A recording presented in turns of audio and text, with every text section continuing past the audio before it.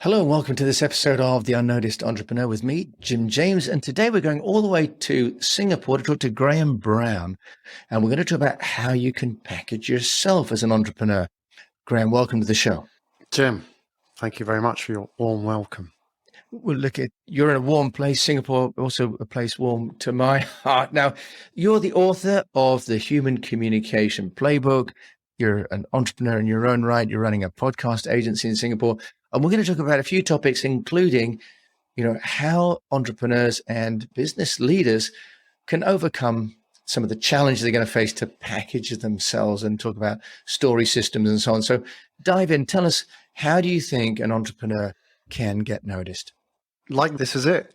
We're doing it now, Jim. You're doing it. I'm doing it. What better way to get noticed than to host a podcast, invite lots of interesting people on, get them to share it with their network, or guest on other people's podcasts.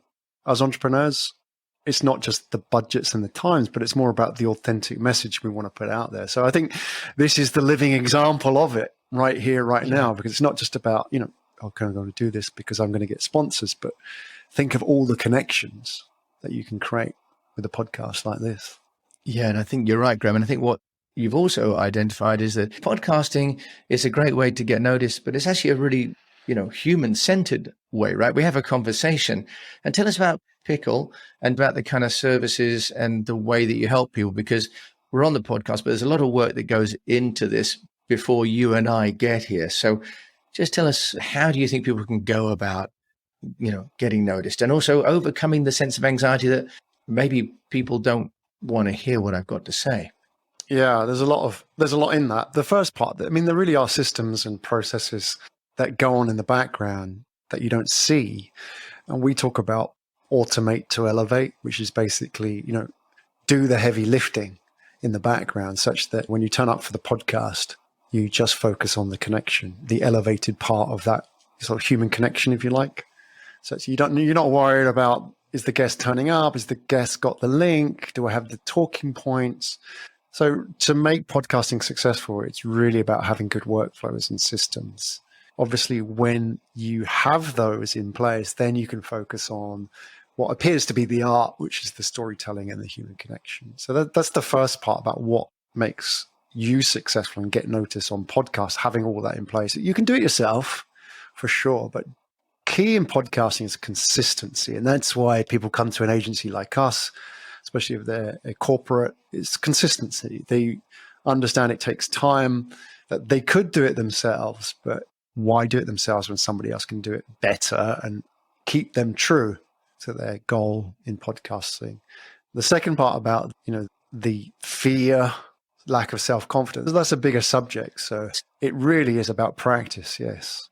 But let's talk about the fear, because the mechanics of being a guest or producing a podcast are just that, right? You can outsource that. Many entrepreneurs are very confident with, facts and data, because those are proof points that are given to them by, the marketing team or by the PR team. But fundamentally, why do you see entrepreneurs, and as you say, being one yourself for so many years, why do you think they failed to get out in front of audiences?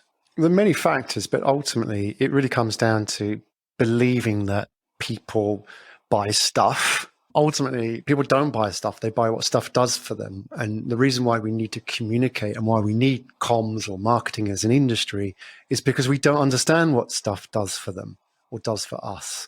If you're a startup founder and you're pitching to an investor, you're not pitching anything apart from an idea or a story, because really you're pitching them on this idea that they put their money in this business, and in so many years you're going to take them on this journey, and you're going to sell this thing, but it's the journey that's really important, right? So you have to convince that person that it's a good thing to do. It's an unknown. And this is the interesting part of the human psychology, is that the thing we fear most is the unknown. Snakes, spiders, all of that. That's nothing compared to our fear of the unknown. And the reason why we invented storytelling, back thousands of years ago, you go all the way back to those sort of cave paintings in Lascaux 20,000 years ago, with the animal stampedes and all that stuff, is because what those do and what stories do is they connect the unknown to the known. So, when Steve Jobs stood on stage and he sold the iPod as a tool for the heart, he basically gave us an unknown device. What's an MP3 player? And connected it to a known experience. You're a music man, so, it's that music, heart, love, feeling, connection, our song, all of that stuff. So that's what good entrepreneurs and good storytellers can do. They can connect the unknown future to the known experience, because everything, whether it's raising money, selling a product, you don't know how that's going to go. It may just completely screw up. Joining a company, come and join my company, be part of this thing together. That's an unknown.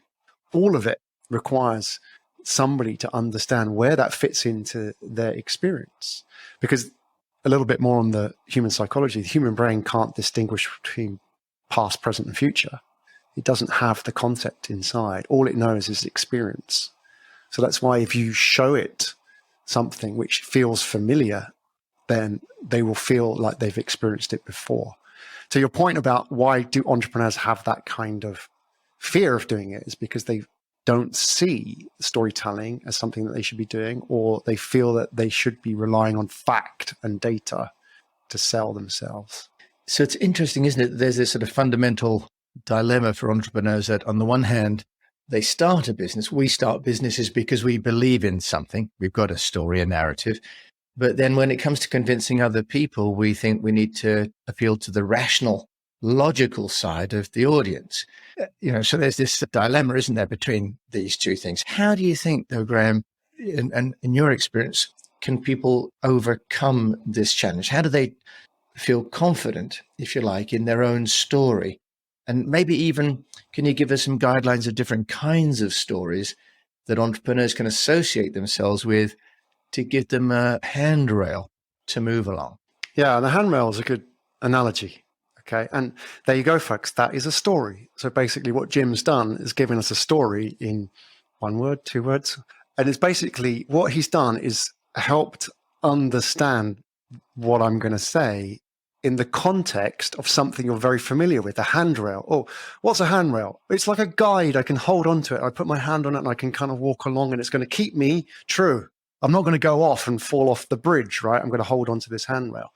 So that's a very powerful example of a story right there and then. And it just shows that, Jim, you're a natural storyteller, right? And it shows that you didn't package it in a fluffy way. That's what it is. It is what it is. You're basically taking something unknown, which is what I'm going to say, and putting it in the context of something people are very familiar with. And those simpler stories are the most powerful. The iPod tool for the heart.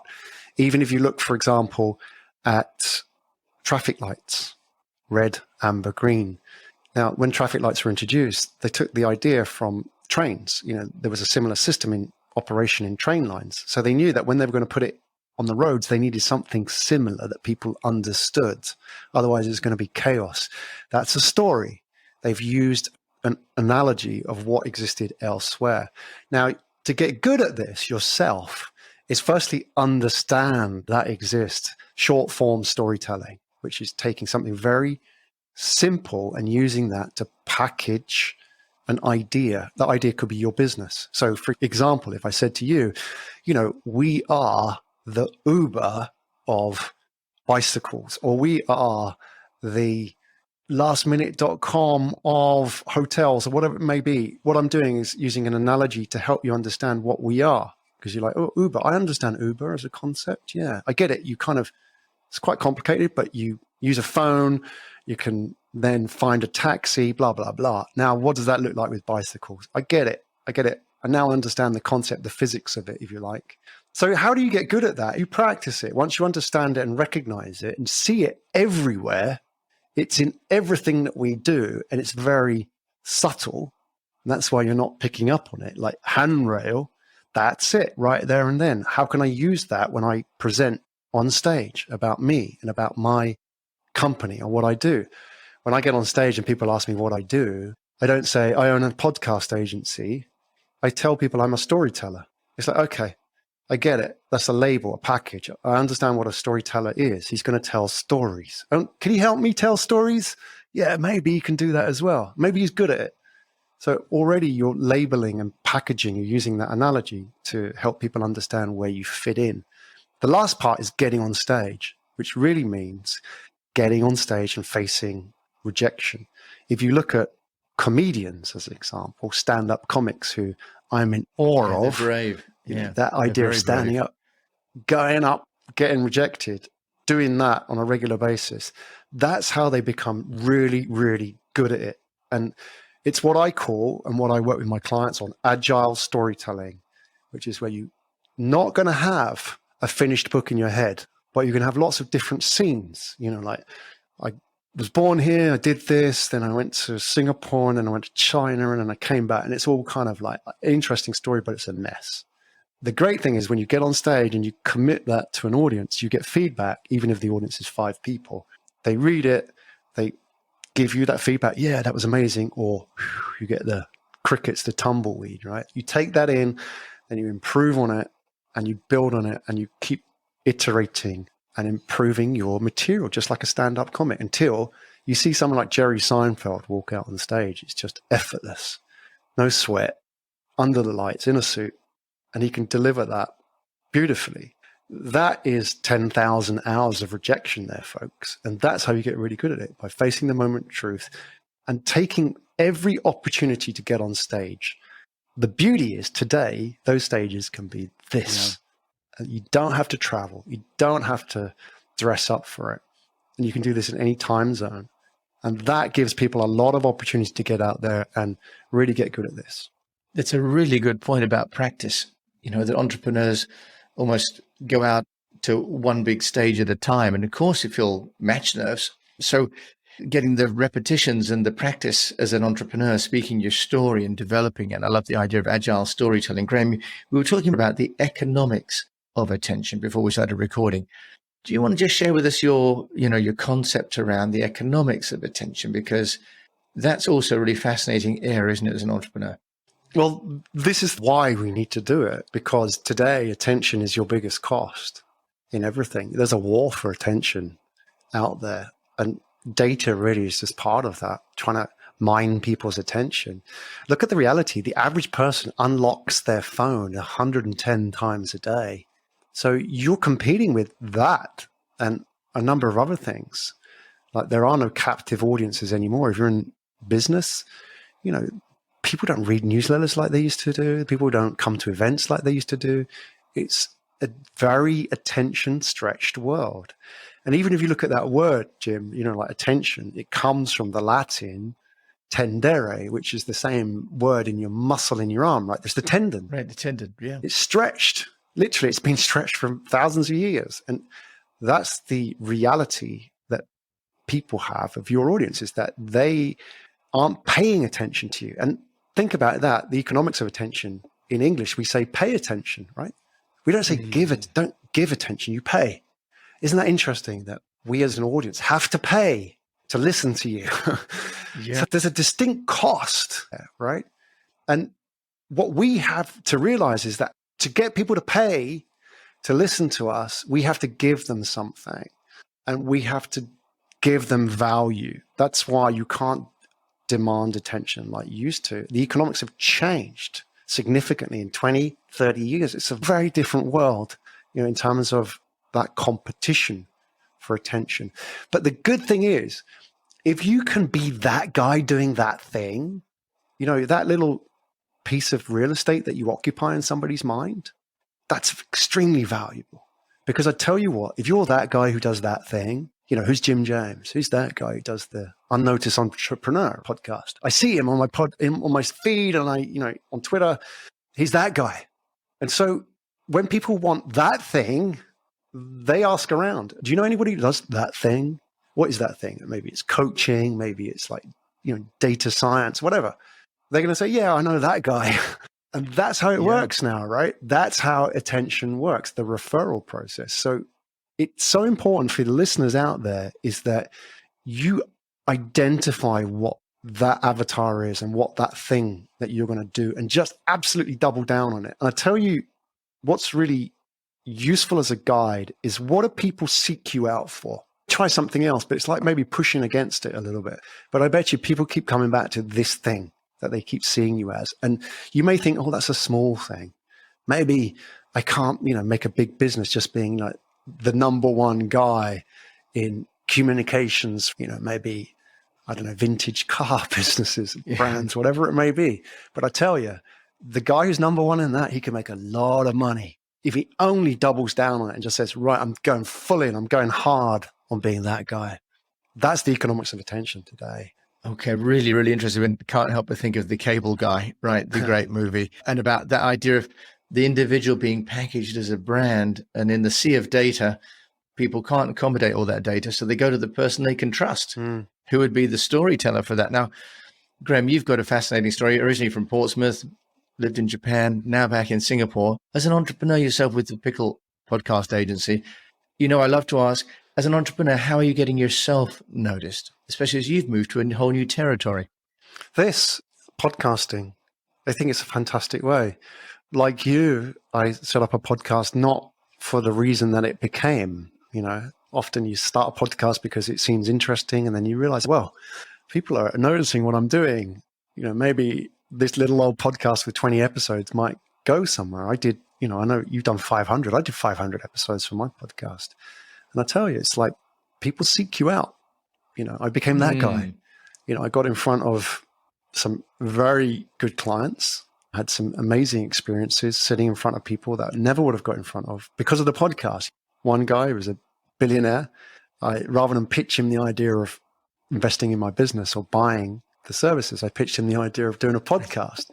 Did the podcast, and then he became a client. So how about that? And I think, when people ask me, how do I monetize a podcast? I'm like, it's right there.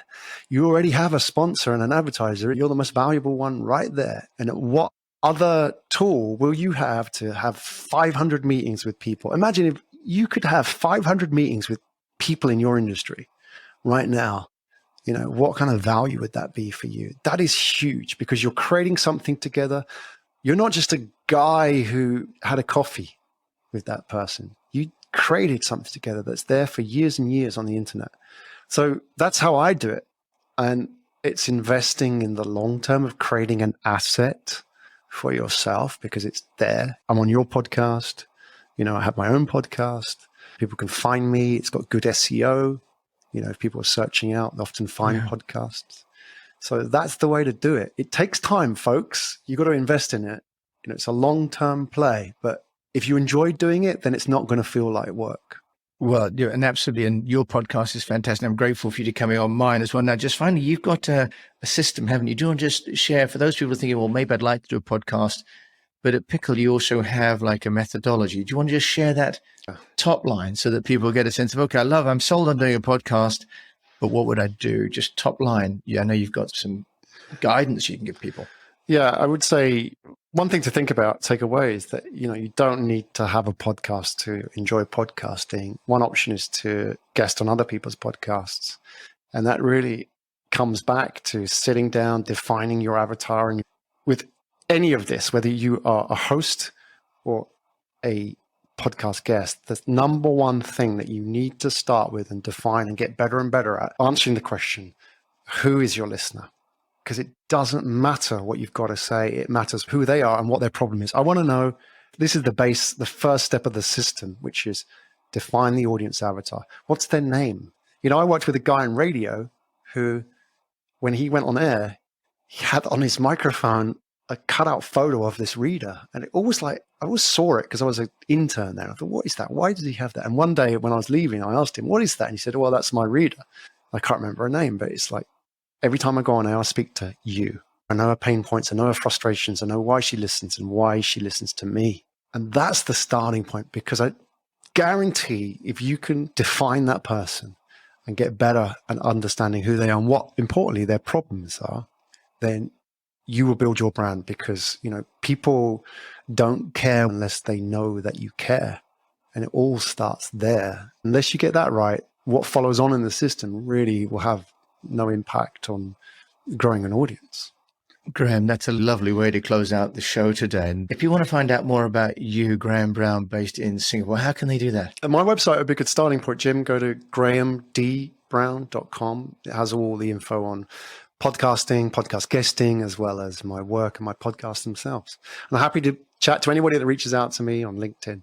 Graham, thank you so much for joining me. And you're in my second home, Singapore. So it's wonderful on lots of levels to have this conversation. Thanks for joining me, Graham Brown, who is the CEO of a company called Pikkal. That's Pikkal. For those of you that are interested. And of course, I'll include his details in the show notes. And if you've enjoyed this conversation, do please review it on all the players and share it with a fellow entrepreneur. My avatar is someone who's growing a business, wants to go from being the personality to having a brand, but needs to use their own personality as part of that brand story. So thank you for joining me on this episode of The Unnoticed Entrepreneur. Thank you, Jim. It was a real pleasure. Wonderful.